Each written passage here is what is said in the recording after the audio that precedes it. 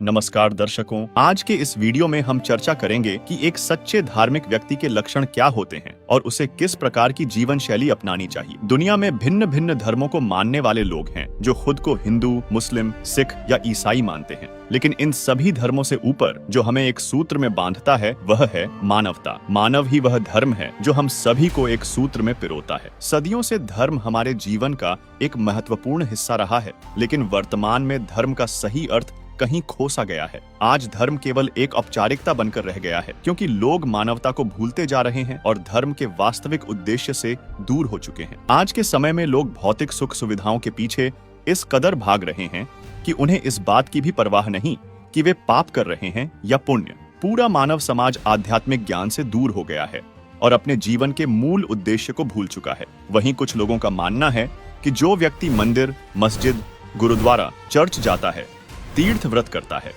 या किसी धर्म में प्रचलित धार्मिक अनुष्ठान या अन्य कोई कर्मकांड करता है तो वही धार्मिक व्यक्ति है। लेकिन सवाल यह है कि क्या केवल इन धार्मिक कर्मकांडों को करने से ही कोई व्यक्ति धार्मिक कहलाता है, तथा एक सच्चे धार्मिक व्यक्ति के लक्षण क्या होने चाहिए। तो चलिए जानते हैं आखिर एक धार्मिक व्यक्ति में कौन कौन से लक्षण होने चाहिए और क्या इन लक्षणों का अनुसरण विश्व की सभी मानव जाति को करना जरूरी है। अगर हम इन लक्षणों का पालन नहीं करते तो हमारे भविष्य पर इसका क्या प्रभाव पड़ेगा। दर्शकों, एक सच्चा धार्मिक व्यक्ति वह होता है जो नशा न करता हो, मांसाहारी न हो, भ्रष्टाचार न करे, दुराचार व्यभिचार से दूर रहे, अहिंसावादी हो, परमार्थी हो, दानी धर्मी हो, मधुर वाणी बोलने वाला हो, अहंकार रहित नम्र स्वभाव का हो, दयावान हो, अपनी ताकत या किसी भी प्रकार के पद के बल का दुरुपयोग न करता हो, राग द्वेष न करता हो, पाप कर्म करने से डरता हो, चोरी न करता हो और शास्त्र अनुकूल भक्ति करता हो।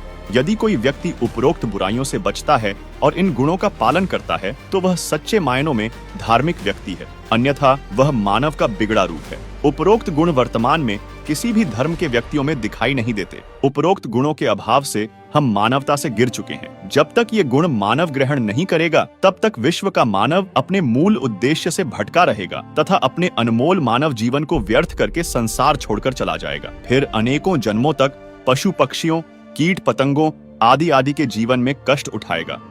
इस महान कष्ट से बचने के लिए मानव को अपने मूल उद्देश्य को समझना होगा, तभी संसार में शांति और मानवता की पुनः स्थापना हो सकेगी। दर्शकों, मानव जीवन का मूल उद्देश्य है शास्त्रों के अनुसार भक्ति करके परमात्मा की प्राप्ति अर्थात मोक्ष प्राप्त करना। लेकिन आज लोग देखा देखी भक्ति तो कर रहे हैं, परंतु इन लक्षणों का अनुसरण नहीं कर रहे हैं।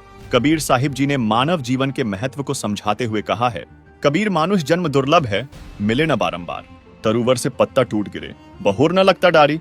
इस वाणी में साफ तौर पर बताया गया है कि मानव जीवन बहुत अनमोल है, जिसे बार बार नहीं पाया जा सकता।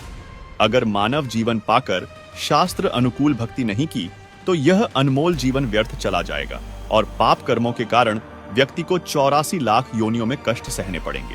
कबीर साहिब जी ने यह भी कहा है, कबीर मानुष जन्म पाएकर नहीं रटाएं हरि नाम, जैसे कुआं जल बिना खुदवाया किस काम। कबीर एक हरि के नाम बिना ये राजा ऋषभ हो, माटी ढोवे कुम्हार की घास न डाले कोई।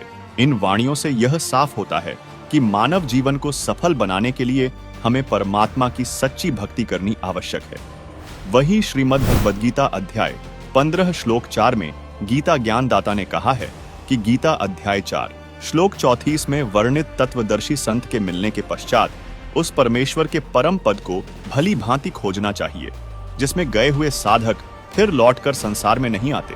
जिस परमेश्वर से यह सृष्टि उत्पन्न हुई है उसी आदि पुरुष नारायण यानी सनातन पूर्ण परमात्मा परम अक्षर ब्रह्म की मैं शरण में हूँ, तथा उस पूर्ण परमात्मा की शास्त्र अनुकूल भक्ति के मंत्र ओम तत् सत का संकेत गीता अध्याय 17 श्लोक 23 में दिया है, जिससे साधक सदा के लिए जन्म मृत्यु से मुक्ति पाकर सनातन परम धाम को चला जाता है, जहाँ परम शांति है, जिसके बाद उसे 84 लाख योनियों का कष्ट नहीं उठाना पड़ता। दर्शकों, आपको बता दें, वर्तमान समय में संत रामपाल जी महाराज ही एकमात्र तत्वदर्शी संत हैं जो सभी धर्मों के शास्त्रों के अनुसार सच्ची भक्ति का मार्ग बता रहे हैं।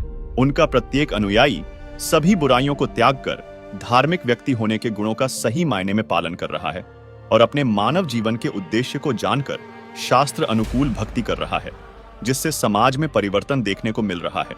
और यह सब परिवर्तन लोगों में संत रामपाल जी महाराज द्वारा लिखित अनमोल पुस्तक जीने की राह से संभव हो सका है। अगर आप भी तत्वदर्शी संत रामपाल जी महाराज द्वारा लिखित पवित्र पुस्तक जीने की राह को पढ़ना चाहते हैं तो आप आज संत रामपाल जी महाराज ऐप डाउनलोड करें।